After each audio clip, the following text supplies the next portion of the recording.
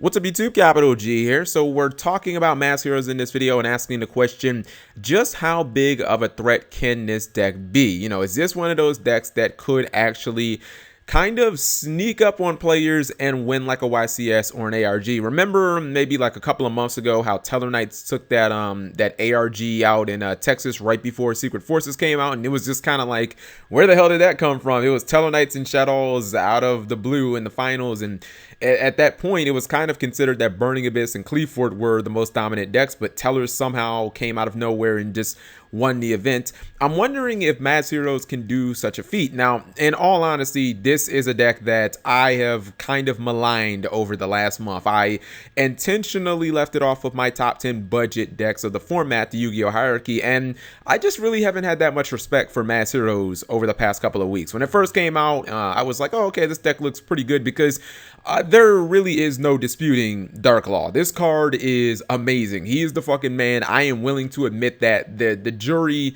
has already spoken. Dark Law is amazing, and it can single-handedly win duels, but I kind of felt like the OTK aspect of the deck was somewhat built on a flimsy foundation because you could get them somewhat consistently, but they were really high risk. Like the Necros OTKs are really low risk because even if you don't get to the OTK, usually you have Valk and you could just launch Valk off, draw some cards, and if your board gets wiped, then you get to get a whole bunch of ritual spells to your hand to kind of recoup some of the damage that you took. But in Heroes, if you get hit with mass removal, it's a lot like Yosenju. It's just like, okay, let's just pack it up and I guess go to the next game, because we don't have a lot of comeback cards in this deck outside of like Miracle Fusion and Mass Charge, which are for the most part kind of one-ups. And also, just to kind of play this deck, the fact that you play multiple hero lives, a lot of times you don't have a ton of life points to play around with. So the margin for error in Heroes, at least Mass Heroes, has always been kind of slow, or has always been kind of small. But I feel like some of the detriments that I've seen when Mass Hero players are playing, I think that though they may be more of the player and not of the deck. And I look at this deck. This is Charlie Kip's regional first place, New York. It was a regional in New York. I forget exactly what city, but if you know anything about New York, it is the third most populated state in this country. It has a lot of freaking people. So none of the regionals in the NY are small, even if they're not particularly in like, you know, New York City, which has like what, 10 million people. But that's beyond the point.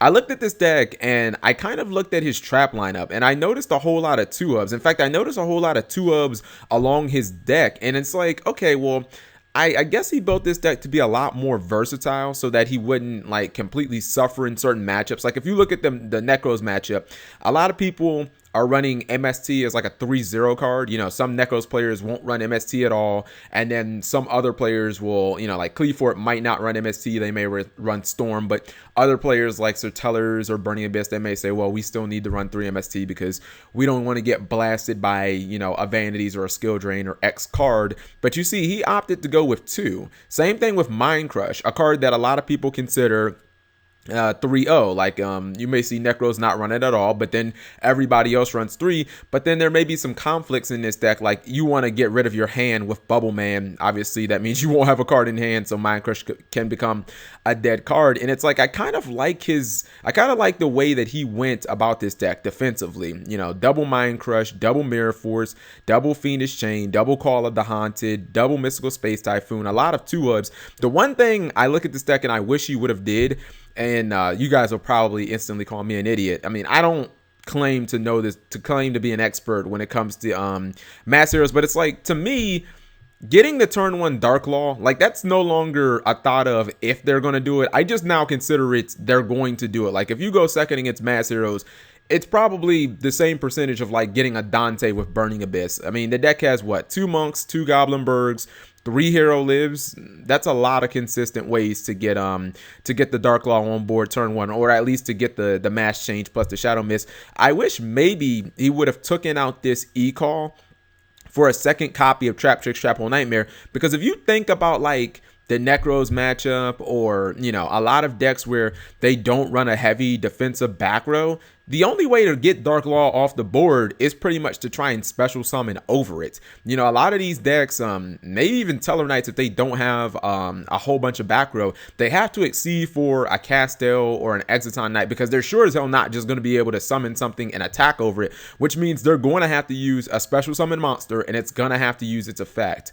So maybe there may be like like Shadows may be able to go Dark Arm and just swing, or BLS and just swing, but for the most part, every other deck kind of has to summon a special summon monster and spin it away not using battle. So I feel like Traptrix Trap Hole Nightmare at 2 may have been a little better than the E-Call, which, I mean, again, you can argue that it's good because it obviously has targets, but to me it just seems like, I don't know, it seems like a card that after like turn 1, it just seems kind of dead. Maybe even after turn 2, E-Call just doesn't seem like it would be that great. So I think heroes can be really good. Like, obviously they've proven that they can top on the regional level. I feel like there is a chance that they could actually win like an ARG.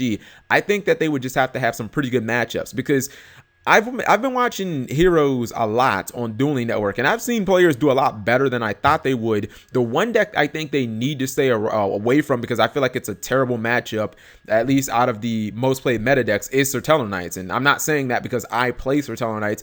I'm saying that because for a Serteller Knight player, running 20 traps is like nothing. So when Necros only have, 2 Dark Holes and a Regeki and maybe a Book of Moon to kill your Dark Law, they may only have 4 outs to it. Teller Knights will play not only those cards, but they'll play also 3 Fiendish Chain and 3 Mirror Force and a Ring of Destruction and a Torrential Tributes and maybe an evac device. And they'll also play, you can't use Alpha Nova on it because you can't pay the cost, but you get my point. Teller Knights are a deck where they play a freaking tidal wave of traps, and I don't think Dark Law is going to consistently survive that tidal wave of traps, especially if you only have 2 Dark Law, which he ran. I also find it a little weird that he ran Daigusto Emerald.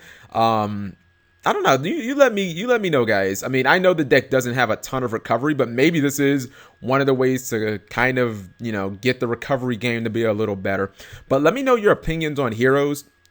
I think that there is a chance, and I'm talking about, well, I'm actually not taking into consideration the TCG World Superstars and the versions of Teller Knights and Shadows that may come after that. But I'm just talking about the meta pre-TCG World Superstars. How do you guys feel about heroes? Do you think that not only are they a good deck, but do you feel like they are a legitimate contender? Because as of recent, and I'm talking about maybe the last 10 days to 2 weeks, I've seen this deck do consistently like good against the meta. Like, I've seen it destroy Necros. I've seen it do really well against Burning Abyss. I feel like now that Cleafort don't have 3 skill drains, you can kind of savage that fucking deck. Again, it's kind of like Shadows versus Cleafort.